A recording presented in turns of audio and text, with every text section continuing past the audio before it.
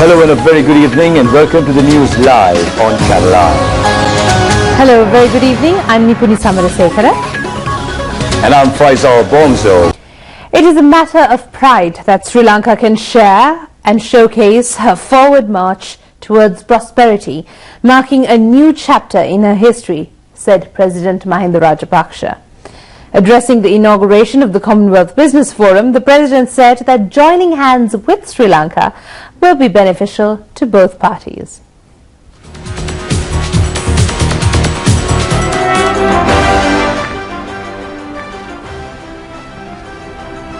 The Business Forum was inaugurated at the Cinnamon Grand Hotel in Colombo this morning and will be held until the 14th of this month. The theme for this year's Business Forum is Cooperation for Income Generation and Social Development of Commonwealth Countries in the Indian Ocean and the SAARC region. More than 1,000 leading businessmen from 37 Commonwealth and non-Commonwealth countries are participating in the forum. The objective of holding the Business Forum is to enlighten the world of the various investment opportunities available in Sri Lanka and thereby attract direct investment into the country. The President said that this forum is important to Sri Lanka on many aspects.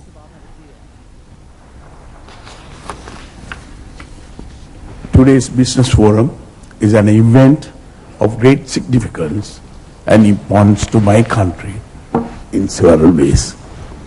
First, we are meeting at a time when my country and people are experiencing a historic and unprecedented economic revival in an environment of peace and tranquility after suffering from the menace of terrorism for many decades. Second, we are able to share with you our homegrown development strategy based on the Mahinda Chintana, which strives for high economic growth with equitable distribution of its benefits among all our people. Third, we are able to display the newly emerging Sri Lanka brand, where our people are focused on the creation of new wealth in our country. Through a robust hub strategy, where the maritime, aviation, knowledge, commercial and energy sectors, together with tourism, are designed to propel Sri Lanka towards middle income nation by 2060. In that background, I believe all of you will agree with me that the theme of today's forum ideally fit for Sri Lanka's own philosophy, while also articulating a vital need in today's global economy.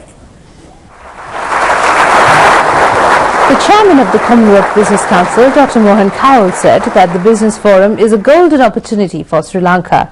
Sri Lanka is leading Asian countries with rapid economic development. He said that Sri Lanka has become an economically stable country after facing many challenges. I have no doubt that this event will lead to subsequently increased investment in Sri Lanka. We have set ourselves an ambitious target for investment in Sri Lanka as a result of this forum, and I am confident, Your Excellency, that this will be easily achieved. Actually, I have been constantly astounded by how far Sri Lanka has come since the end of the conflict in this country. It is testament to the business leaders of this country that Sri Lanka has not been left behind in any way during this so-called Asian growth miracle. Indeed, in many ways, Sri Lanka has been the vanguard of development on the continent, and according to an international bank, is likely to be the second fastest growing economy in Asia. Minister of External Affairs, Professor G.L. Puris, meanwhile, addressing the forum, said that Sri Lanka was able to achieve rapid economic development by equitable distribution of wealth among all sectors of the population. We lost many things because of terrorism, he said. However, due to the visionary leadership of the President, Sri Lanka was able to move in a new direction. Sound policies which were resolutely implemented by President Mahinda Rajapaksa. Deputy Minister of External Affairs Nirmal Pereira said that Sri Lanka is marching towards permanent development by bridging villages and cities. He said that Sri Lanka will gain more benefits by holding the Commonwealth Business Forum. Ministers Lakshmanyapa Abewardana, Rishad Badidin, Douglas Devananda and several parliamentarians including MP Namal Rajpaksha attended the function.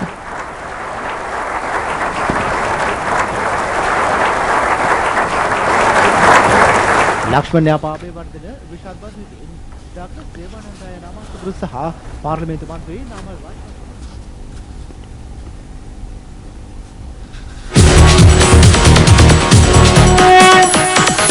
The foreign investors have greatly appreciated the speech delivered by President Mahinda Rajapaksa at the Business Forum today.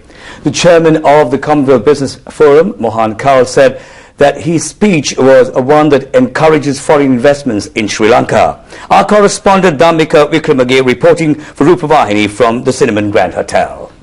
Several sessions of the Business Forum was held today. Matters pertaining to the members of the Commonwealth countries and Sri Lanka were discussed at these sessions. The businessmen expressed their appreciation about the rapid development in Sri Lanka.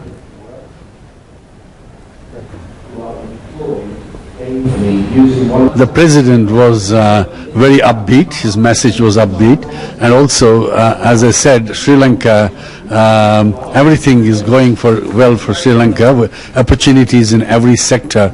Sri Lanka is a place to do business. It's the first time I've been here, and you know, Sri Lanka is not strange to us.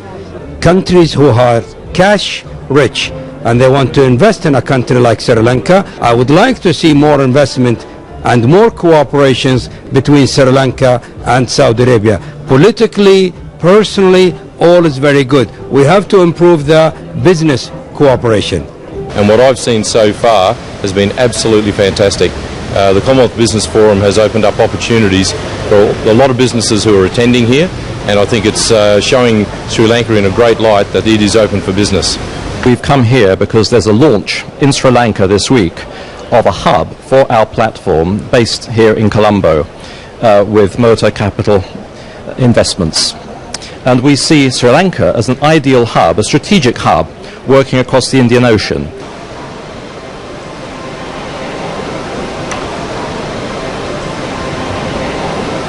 This business forum is believed to be the most successful in the business forum history. The second day of the forum will be tomorrow. We will bring you latest update. I'm Dhammika Wickremage of Rupavahini reporting from Cinnamon Grand. The Minister of External Affairs, Professor G.L. Puris, says that member countries of the Commonwealth have already confirmed their participation for the success of the Commonwealth Heads of Government meeting. Although the Indian Prime Minister Dr. Manmohan Singh will not attend the summit, a high-level representation will be attending from India. The Minister made these comments at a media conference held at the BMICH this afternoon. There was no withdrawal by the Prime Minister of India. He has indicated that he would not be able to attend the meeting on this occasion. When you ask me what reasons he has given, none of us give reasons. I mean, the government of Sri Lanka is frequently invited to attend multilateral events. We go to some events, we don't go to other events. But it's not incumbent upon the government of Sri Lanka to give reasons. If we are not attending a particular event, it is not the custom. It is neither necessary nor appropriate. Meanwhile, the Secretary-General of the Commonwealth participating in the media conference said that it is normal that all heads of state will not participate in the Commonwealth. In a community of 53 democracies, there will always be an election or events occurring somewhere. There will always be some leaders who cannot attend. We respect the decision of all member states as to their representation at the CHOGM and welcome the head of their delegation. The Australian Prime Minister Tony Abbott has said that the most significant civil rights won by the people of Sri Lanka is to live without the fear of war. He has emphasized that it is not his duty to lecture other countries about human rights. The Australian Prime Minister has made these comments in a special interview with Australian radio. He has said that since Australia is a country that accepts the norms and ethics of the Commonwealth, that he will definitely attend the Commonwealth Heads of Government meeting in Colombo. He has also pointed out that it is not his responsibility to inconvenience the international organization's existence since a long time. In response to a question made by the radio that the Canadian Prime Minister has questioned about human rights in Sri Lanka, the Australian Prime Minister has said that he is not a person who lectures about human rights relating to other countries. The Australian Prime Minister has further stated that it is the right policy to maintain good relationships with another country if that country is maintaining a high-level and fruitful relationship with Australia. Meanwhile, the Australian Foreign Minister, Mrs. Julia Bishop, has also pledged that she will attend the summit in Colombo. She has said that the summit is a golden opportunity for the host country Sri Lanka to showcase to the world the dedication made by it to establish reconciliation in the post-war period. Meanwhile, the Prime Minister of New Zealand, John Key, has also stated that boycotting the summit is not a correct step. He has said that although he was pressurized from several quarters to boycott the summit, he did not bow down to those pressures. Meanwhile, heads of states of Commonwealth countries have started to arrive in the country to attend the Commonwealth Heads of Government meeting. The President of Uganda, Yoweri Museveni, arrived a short while ago. Meanwhile, the President of the Nauru Republic, Baron Waka, arrived last night. Vice President of Malawi, Kumbo Pachali, arrived yesterday, and meanwhile, the Foreign Minister of Belize, Wilfred L. Renton, also arrived this morning to attend the Commonwealth Foreign Ministers meeting.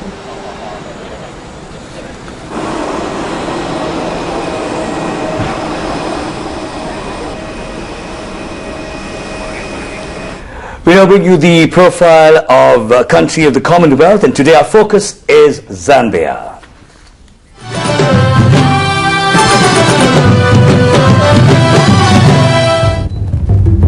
The Republic of Zambia is a landlocked country in southern Africa.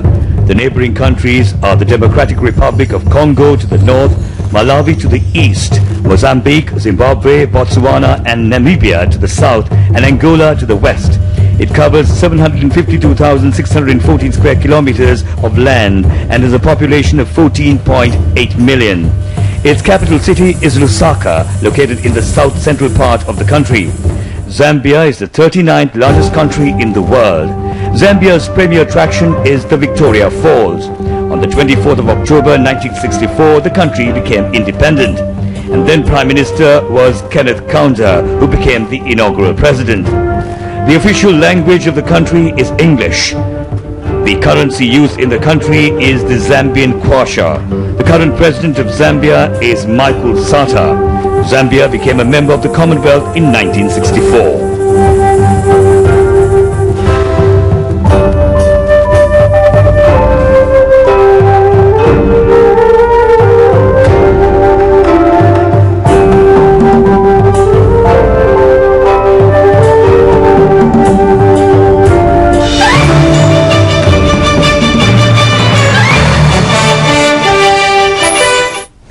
All arrangements have been made to welcome the visiting heads of states coming into Sri Lanka to attend the Commonwealth Heads of Government meeting. The people of the city of Colombo and suburban areas are eagerly awaiting to accord them a warm welcome. The Paliagoda interchange area of the Colombo-Katunayake Expressway, through which heads of state will enter Colombo, has been beautifully decorated by the artwork done by students, which displays the flags of the Commonwealth countries. The pictures of these flags near the Kalani Bridge have been painted by students of the Ananda and Nalanda colleges and Gautami Vidyalaya in Colombo. The Bandaranayaka roundabout on Baseline Road and Orugodawatta areas have also been decorated beautifully with pandals and other structures.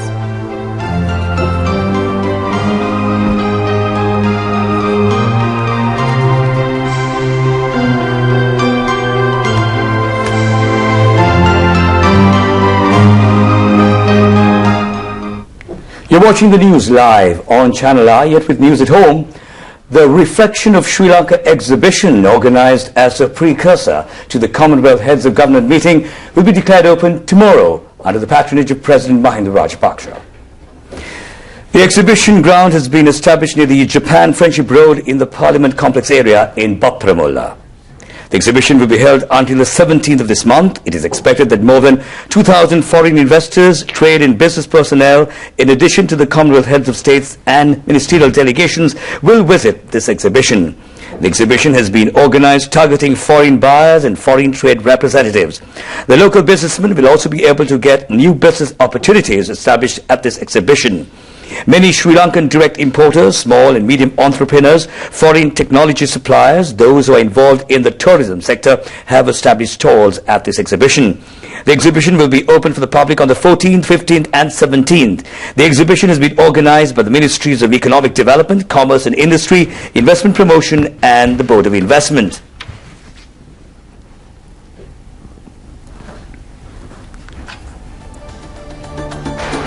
The Apegama established at the exhibition grounds will help the foreign heads of states and visitors to see the features of village life in Sri Lanka. The Apegama has been established on a concept of the Minister of Economic Development, Basil Rajapaksa. After it is open tomorrow, it will remain as a permanent exhibition location for foreign visitors.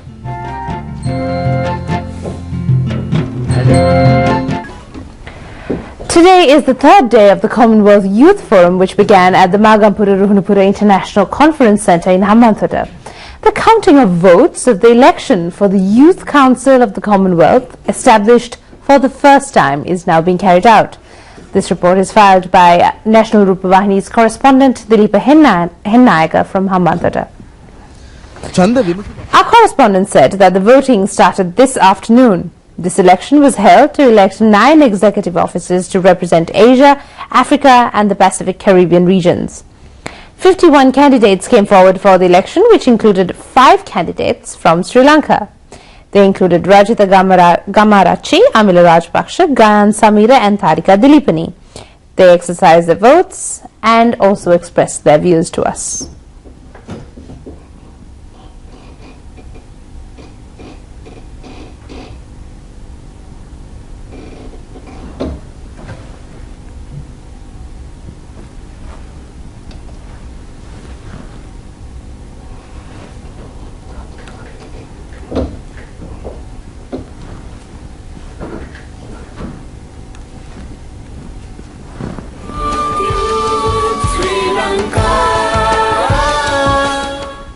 One of the candidates expressed his confidence in the possibility of winning the election and said that this is an international election with the participation of 53 countries. This candidate said that it is a significant opportunity received by Sri Lanka to be a part of this election. Meanwhile, the other candidate expressed hopes of winning the election. The candidate further stated that Sri Lanka has displayed that they can hold elections even on an international level. And representatives of civil organizations from the northern and eastern provinces participating in the People's Forum said that the People's Forum sessions enabled to give the right message to the international community which has incorrect impressions about Sri Lanka. Here is a report from the Rupavahini correspondent Nimesh Pramukha attending the People's Forum sessions being held at Chaya Trans Hotel in Hikkaduwa.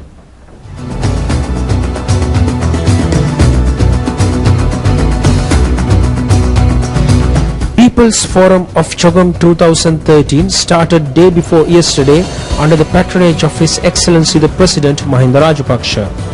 Growth, equity and the inclusive development was the main theme of this year's forum.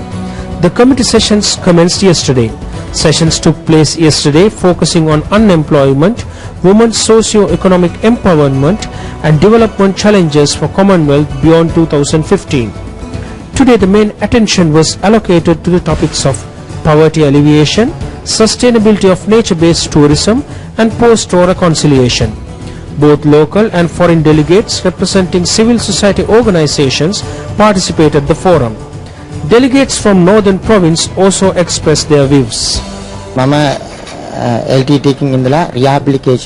was rehabilitated after being a former LTT cadre. At present, I'm living without any problem. I'm now having a positive thinking by participating in this forum, which is attended by people from all over the world.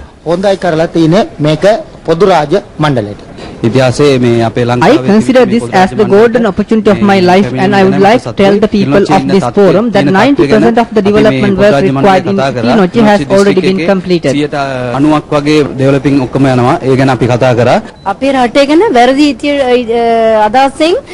happy for being able to remove the misconceptions held in the world about Sri Lanka through this forum.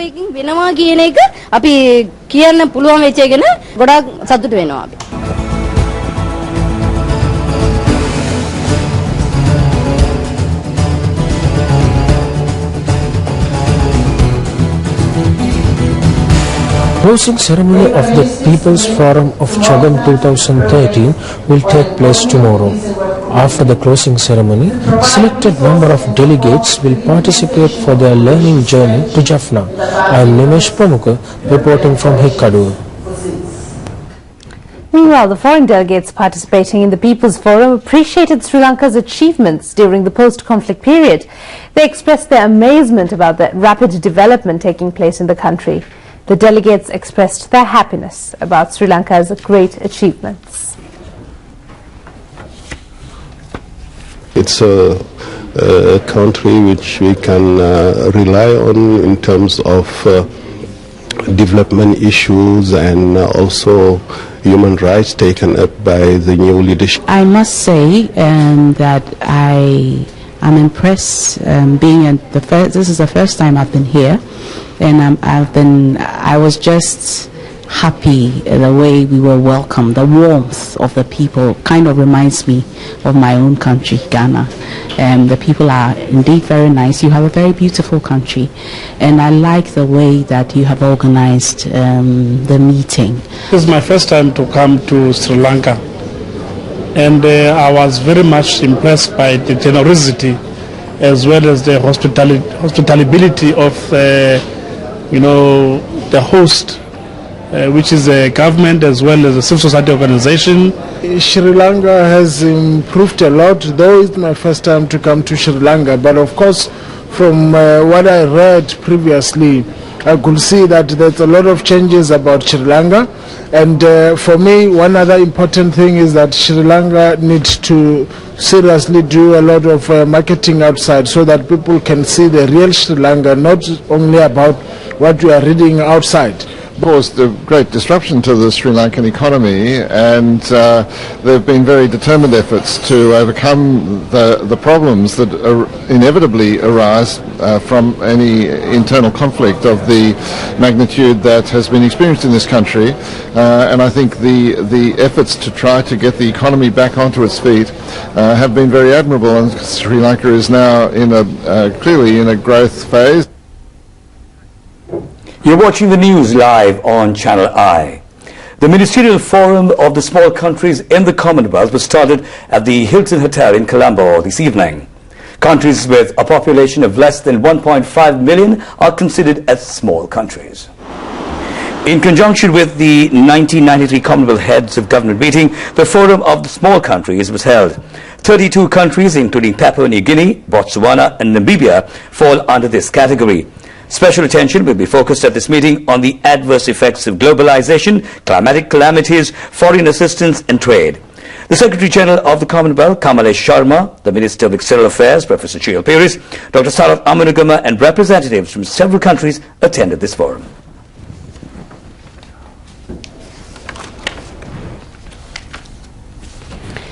The government says that all arrangements are ready for holding the Commonwealth Foreign Ministers session. It will be held at the BMICH tomorrow afternoon.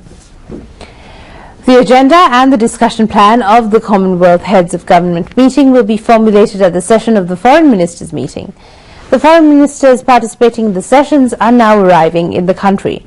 Several rounds of discussions will be held prior to the Commonwealth Heads of Government meeting, the first of which will be the meeting of officials of the Commonwealth countries.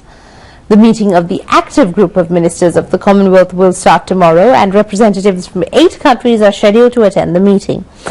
The active group was established in line with the Harare Declaration of the Commonwealth. The proposals formulated by the People's Forum, Business Forum and the Youth Conference will be presented to the heads of government meeting. The media centre at the BMICH is abuzz with activity. The number of local and foreign correspondents amounts to about 1,000 people. All pictures of the summit are transmitted to the whole world from this centre. Sri Lanka Rupavahini Corporation, in collaboration with the Globecast Television Institution, has undertaken the responsibility of running this media centre. It has been requested that the national flag should be hoisted at all government and private institutions, business establishments and houses from the 14th to the 19th of this month. A special circular has been issued in this connection to all secretaries of ministries and heads of government institutions. The Ministry of Public Administration and Home Affairs informed that this decision was taken in connection with the Commonwealth Heads of Government meeting and the third-year celebrations of President Mahinda Rajapaksa's second ascension to power. Meanwhile, President Mahinda Rajapaksa has paid his last respects to the remains of late Mrs. Sumitra Fonseca, who was the wife of the King of Cinema, Gamini Fonseca. The body of the late Mrs. Sumitra Fonseca is lying in state at her residence at number 1, Kekate Mawata in Sirimalu, Ratmalana.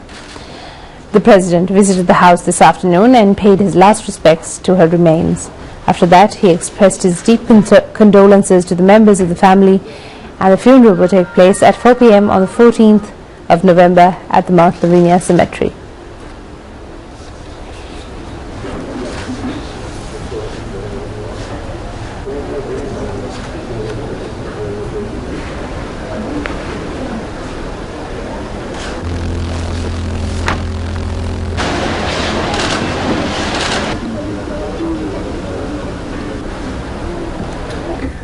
The transport of school uniforms for the students for the year 2014 to schools outside Colombo has started. It has been planned to distribute uniforms to all students before the start of December school holidays.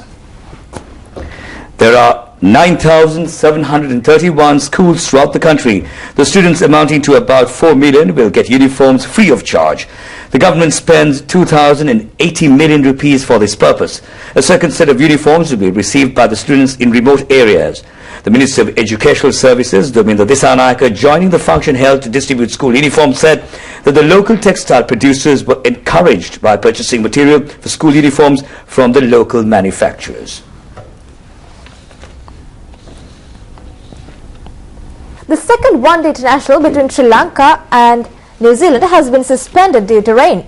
The Sri Lankan team won the toss and, batting first, scored 170 runs for the loss of 1 wicket in 20.4 overs.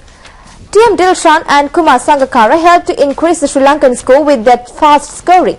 Dilshan scored 51 runs in 65 deliveries with 9 fours. Kumar Sangakkara scored 55 runs in 52 deliveries with 6 fours. The match was being played at the Mahinda Rajapaksa International Cricket Stadium in Suryavawa, Hambantota. The final one-day match of the series will be played at the Dambulle International Cricket Stadium on the 16th of this month. And there we end the news on Rupavahini. So along with Charmindi and Nipuni, this is Faisal Bonzo thanking you for being with us. We'll have more news for you tomorrow night at the same time. And have a wonderful day tomorrow. Good night. Good night.